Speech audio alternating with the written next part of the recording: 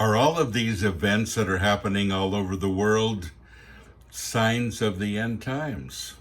It's a question that you ask me a lot, and it's one that I want to answer today on Pastor Bob's Coffee Break.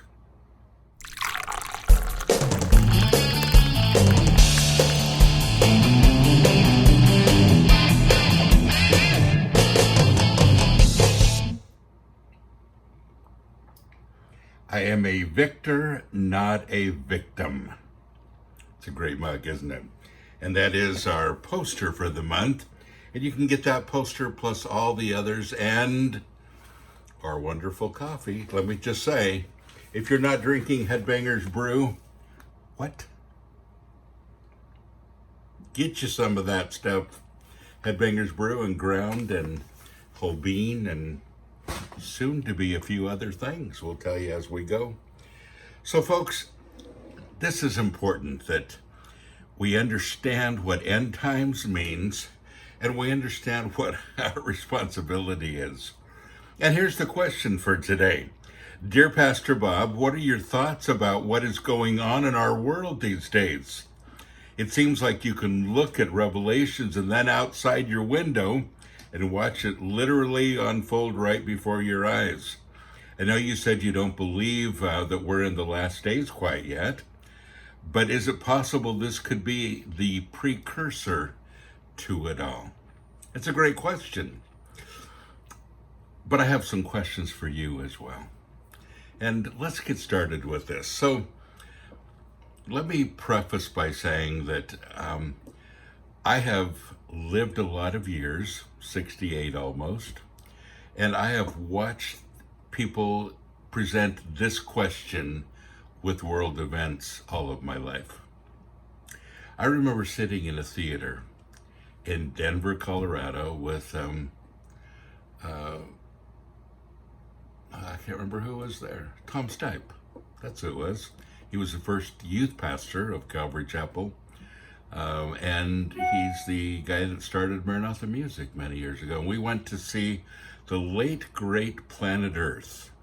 Yeah, the late, great Planet Earth, Hal Lindsey's movie. And it showed all these world events that were happening and where it was at in Revelation and, you know, all of these things. Didn't happen. He wrote the book and he changed it many times to try to keep up with things that didn't come true. And you know, people have been trying to predict end time events for a long time, and all of my life, people have thought that we're in the last days of the last days. So when we talk about last days, by the way, it's a period of time. It's the time from the point when Jesus resurrected from the dead and ascended into heaven, the crucifixion, to now and beyond. The beginning of the age is when God created the world. This is the end of what he did. It doesn't mean that it's about to end. It simply means that it's finished. This is the end of it. The last days, these are the last ones. And they're good ones, by the way. Jesus died on the cross. He set us free. Satan has been defeated. Great last days. But what does that mean to us? Well, we're always trying to predict, and wherever you stand on this subject of eschatology, in other words, end time events, you'll view it differently, and I probably have very different views than you do. Do I believe that these things specifically that are happening right now are signaling Christ's return imminently? No, I don't. I think we got a long time left, and I think we need to get this right. You know, one of the biggest problems that I've always had with this kind of thinking, honestly, and it's not your fault, we're trained this way, is that it stops us from doing what God asked us to do. Yeah. So instead of kind of cowering and looking out the window and seeing things that are going on, you know, having these discussions, you know, Christ is going to come back, get ready, whatever that means. Instead of all of that, how about we engage our world that is broken and become an answer? I don't think it has to end here. Not if Christians do their job. And there's so many people that need to be saved. It's been never been more evident than it is today. And what are you doing about it? See, that's the thing. So there are some things that look a little bleak. Our universities are crumbling. And very honestly, that's okay with me for a lot of them. I think they've been teaching things that are very anti-Christian and very anti-family and a whole different point of view. And I'm kind of glad to see a few of them crumbling. One report that I read said that in the next 5 to 10 years, 50% of them would be closed. That's pretty big. So education is changing. It doesn't mean that it's done. It's just changing. The way we do it is changing.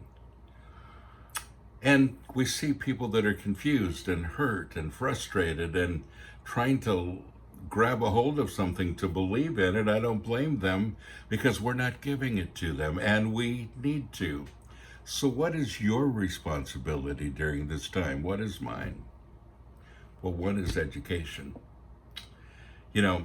Some of the greatest schools have been started by the church and then tainted by other people.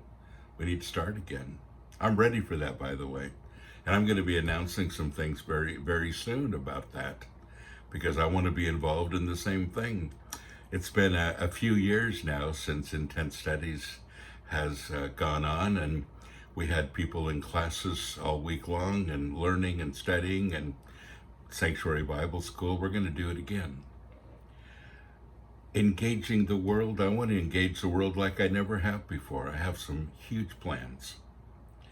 And we're working on them every day. And I hope that you do too.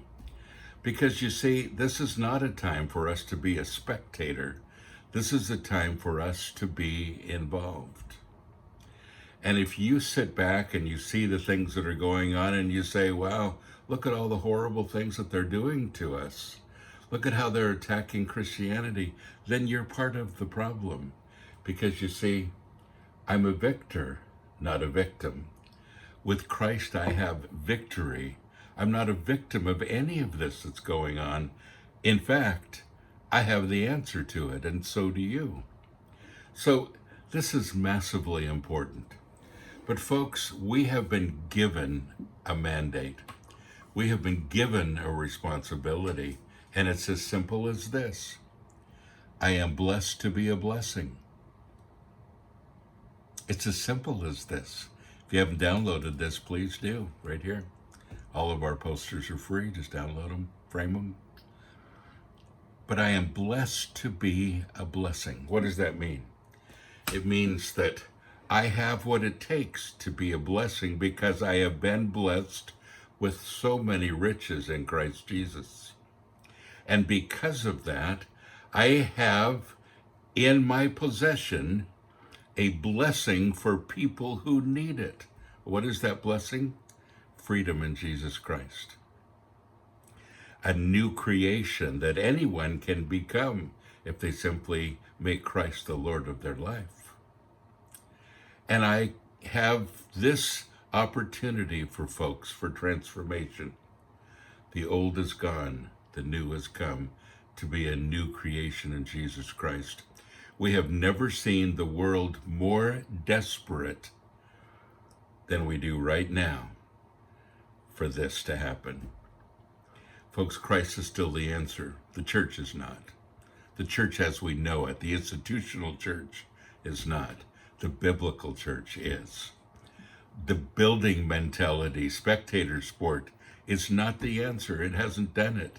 We still have people around us who hate Christianity, and it's getting more and more and more frequent to hear people bashing religion and Christianity. And yeah, it's a problem. And if you just sit there, it'll be a bigger problem.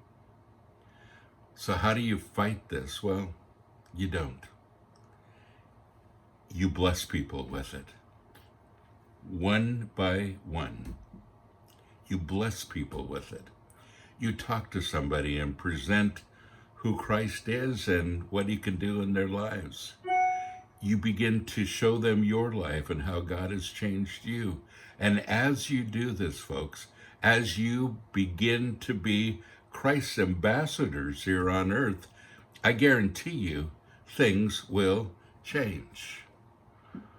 But you see, it's up to us. And don't you dare just sit and watch. And I'm not saying this person that wrote to me is just sitting and watching, but I'm telling you, don't just sit and watch. Don't just sit and complain. Don't just sit and argue doctrinal points. You know, I went to Facebook this morning to look at a couple things, and there was all these arguments going on. People that, the first thing I read was somebody that posted and said, Jesus Christ is not God the Father. And then everybody was commenting, and then there was another one below that, a few more down there, trying to, get this particular doctrine out in the middle of all of this unrest, in the middle of a time when people could really use our insight. We got these kinds of stupid arguments going on. Really? Is that what we want to show the world, is that we're really good at arguing theology? Or are we ready to give them Jesus Christ? Seriously. I've been a Christian for a long time. 63 years this year. It's been a great time. I get more and more excited about presenting the gospel every single year. I'm more excited right now than I ever have been. I'm also 68, so I'm not as spry as I used to be. And I can't move around as much as I used to, and there's a few things that I'm limited with. But man, I'm excited. I'm excited for the future, because I know that Jesus Christ lives in me largely. And he is, through his Holy Spirit, continuing to bring me to people to talk to, begin to fight some of the injustices and misconceptions that I see around me. But even more than that, I'm falling in love with him more and more all the time. And that's what becomes evident to people who are looking for an answer. When you sit down with people and you have people that are fighting for a cause, and maybe they're very misled and they're angry and they're hostile and all of those things, the answer isn't arguing. The answer is unconditional love. It always has been. So Christ used with us. And it's what we need to use with them. And folks, you don't have to know a lot.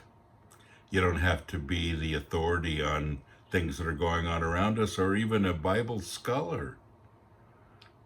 All you have to know is the simple truth of the word and what God has done in your life, because you're a physical example of a transformation. And that's what the world needs to see. They need to see you. So don't look out your window. Get out of the house. Don't sit in your buildings, church. Get out of there. Knock the walls down. Get out of there. Begin to engage people. Don't start one more program. Engage people. Engage them. Love them. Hug them. Show them the way. And quit looking at your faith as a spectator sport where you come to church and watch somebody talk and perform and then go back home. You are not doing what Christ asks you to do. The church is to be a vital, vital, vital unit where we come together and we strengthen each other and we go out and do what? Love people. And folks, once again, we are blessed to be a blessing. That's the reason. Because if you're saved, there's no other reason for you to still be here. Yeah. So that's what I want to say. I'm going to talk about this a little bit this week. I'd love to have your comments if we don't already. And thank you once again for watching. Those of you that are here every single day, I appreciate it. And I appreciate the thousands and thousands of people who are watching every day. That means a lot to me. It means a lot to me that you're here. But let's be movers and shakers. Let's take this good news that we have, the gospel, and spread it around. Well, don't forget, you are blessed. So go and be a blessing.